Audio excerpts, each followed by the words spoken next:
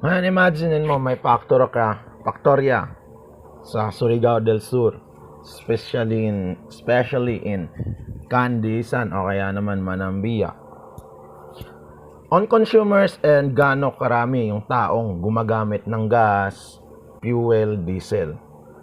Sasabihin ko na lang sa'yo, halos lahat ng bahay dyan, whether you like it or not, kapag nagba-brown out, ang puntahan doon sa kerosene at gas. Kapag may motor sa sakyan, doon papunta sa gasolinahan. Yan yung consumers end mo. At gaano ba kadami yung umaapaw na pera nun kada patak? Sa isang litro, may 150 pesos ka na, basura lang yon na may tubig. Sinipagan mo lang.